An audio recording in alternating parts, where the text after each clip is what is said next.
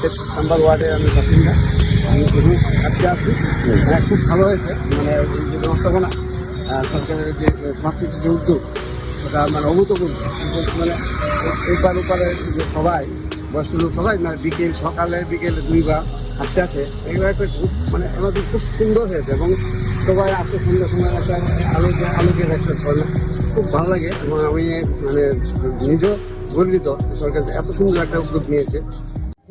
থেকে মানুষ আসে, তারপরে সকাল বিকাল দুই বেলা খুব শান্তিপূর্ণ, ভালো মানুষ শান্তিতে হাঁটাচলা করে, গাড়ি ঘোড়ার যন্ত্রণা নেই। সবচেয়ে বড় যন্ত্রণা যে হাঁটতে গেলে গাড়ি ঘোড়ার যন্ত্রণা, এখানে গাড়ি ঘোড়ার যন্ত্রণা নেই, মোটামুটি মাঠের থেকে ভালো। আর আগামী ভবিষ্যতে গাছগাছটা যখন বড় হবে আরো ভালো হবে, মানুষ একটা শান্তি হবে। পাশে একটা নদী আছে, যে নদীটা একটু স্বাস্থ্য করে দরকার, পাশে একটা নদী আছে, এটা আরো আগরতলা শহরে এরকম নদীর পাশে পার্ক মনে হয় না কোনো না আছে। খুব ভালো আছি। এবং এখন তো সন্ধ্যার পরে মনে যেন দুর্গাপূজার মতো উৎসব।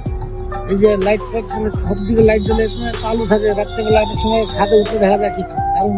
আকার খুব সুন্দর, বিউটিফুল।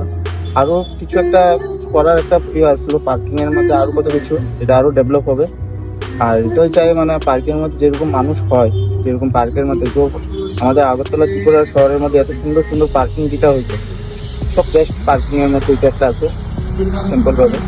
আর এখানে আরো উন্নতি হবে, আরো সামনে আরো ভবিষ্যতে আরো কত কিছু হবে। আর একটা কিছু প্রবলেম হলো, মানে একটা আগরতলা শহরটা এরকম একটা শহর হয়ে গেল, 20 বছর যেরকম আগে ছিল আর 20 বছরের পরে তা বহুত ডেভেলপ হয়ে গেল। এটাই পার্কের ব্যাপারে, আর কি আর কিছু নাই। পার্কের সৌন্দর্য বজায় রাখতে লাগে সবসময়, সবার কাছে একটাই উন্নতি, বজায় রাখো, পার্কে আসো, মনিটর করো, বা কোনো এক্সট্রা কোনো লেখাপড়া করার কোনো দরকার নেই, পরিষ্কার রাখো।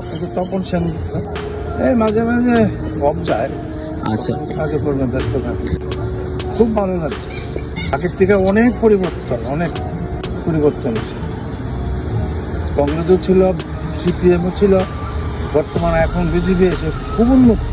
এইসব তো ছিলই না, কাদা ছিল, জঙ্গল ছিল, খুব ভালো, মানে এটা বলা যায় না কিছু, এত উন্নতি দেখার মতো অনেক দৃশ্য।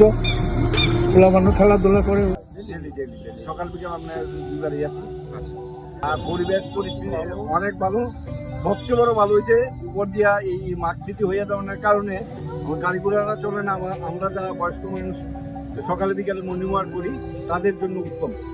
তো এখন যা যা করতেছে, যেমন আমরা এই বর্ষার দিনে আইতেছে, বর্ষার দিনে বৃষ্টি আইতে পারে হঠাৎ করিয়া, আমরা মানুষ দাঁড়ানোর জন্য শেড তুলে দিতেছে।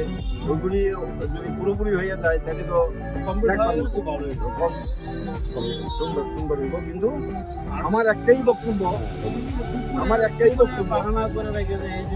রক্ষণাবেক্ষণের জন্য কিছু কিছু আমরা গাছ রাখা দরকার। আদারওয়াইজ এত সুন্দর জিনিস আমরা কিন্তু নষ্ট করানোর লেগে পাগল হইয়া থাকি, কিভাবে নষ্ট হইব। বাস্তবে এগুলি আমাদের সম্পত্তি, আমাদের ট্যাক্সের টাকা দিয়ে এগুলি হয়, সরকার করে, কিন্তু আমরাই এগুলি নষ্ট করি।